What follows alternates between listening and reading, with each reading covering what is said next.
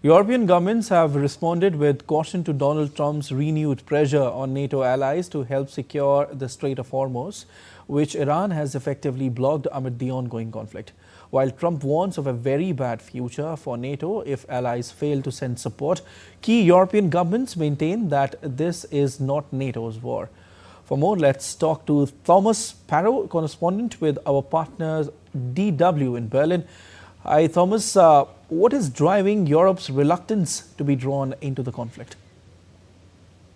Reluctance, indeed, and there are several reasons that explain war that they began, nor a war that they can control or even end on their own. So they do not want to be drawn into a conflict that they do not see as having created in the first place. Second, especially after Donald Trump's comments on NATO, European leaders have stressed that NATO is not an alliance that is out to protect sea lanes around the world, but rather a defensive alliance. In other words, an alliance that is there to protect countries when they are attacked, especially NATO allies.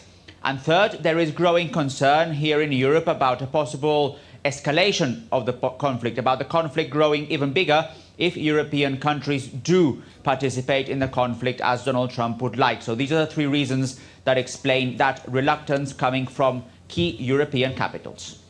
Thomas, Germany has been particularly firm in rejecting Trump's request. How unified is the German government on this issue? On this issue specifically, they do seem unified, especially from what we hear coming out publicly. But that does not mean that there aren't any issues where the government has faced controversial scrutiny on the one hand, and second, where they do not necessarily see eye to eye among all the different coalition partners and politicians within the coalition partners. So the German government is facing a dilemma when it comes to, on the one hand, supporting two key allies, the United States and Israel, while at the same time stressing that they are not very convinced about the legal justification of the attacks in the first place. So that's one dilemma. A second dilemma that we're also hearing from Berlin is the fact that on the one hand, they do support getting rid of the Iranian regime, something that Germany's Chancellor Friedrich Merz clearly stated when he visited Donald Trump in the White House. Yet at the same time, there are concerns about a perceived lack of a long-term strategy, not only for Iran, but for the Middle East in general. So these two dilemmas exemplify the extent to which there is also controversy among German politicians when it comes to their position in the Middle East. And with the Strait of Hormuz carrying a fifth of global oil shipments, how worried are European governments about the economic fallout of the blockade?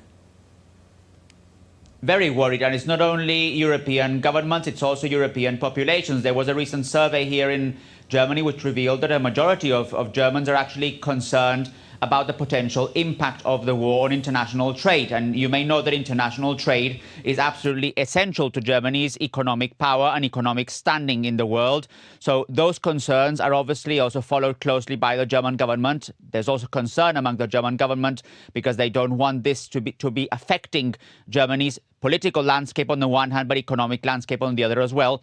Let's not forget that Germany has faced serious economics in the recent year. And in fact, for this year, economic growth is also very low. So that explains why Germany is trying, as well as other European countries, to make sure that this crisis in the Middle East, this war in the Middle East, does not affect Europe economically as well as politically. All right, Thomas, thank you so much for joining in. We'll leave it there as of now.